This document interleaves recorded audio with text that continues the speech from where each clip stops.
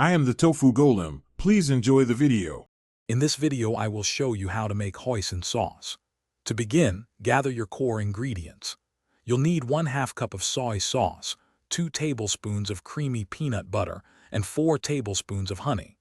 Also, have 2 tablespoons of rice vinegar, 1 teaspoon of 5-spice powder, and 1 teaspoon of sesame oil ready. Don't forget 1 minced garlic clove and 1 teaspoon of chili garlic sauce for that perfect kick. Having everything prepped makes the process super smooth. Now let's get mixing.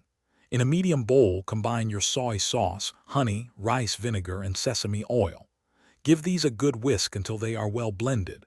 Next, add the 2 tablespoons of peanut butter. Whisk vigorously until the peanut butter is completely smooth and there are no lumps. Finally, stir in the 5-spice powder, minced garlic, and chili garlic sauce. Mix until everything is thoroughly combined and fragrant. Once everything is mixed, it's time to fine-tune the flavor and consistency. Give your sauce a taste. If you prefer it sweeter, add a little more honey, perhaps 1/2 to 1 teaspoon. For a thinner consistency, you can gradually add 1 to 2 tablespoons of water, mixing well after each addition. Let the sauce sit for at least 30 minutes at room temperature. This resting period allows all those wonderful flavors to truly meld together. Finally, let's talk about storing and enjoying your delicious homemade hoisin sauce.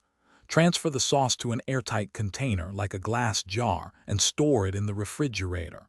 It will stay fresh and flavorful for up to 2 weeks, making it perfect for meal prepping.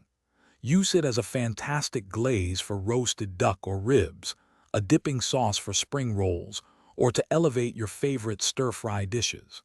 Enjoy! Thanks for watching. Consider subscribing if we helped you today.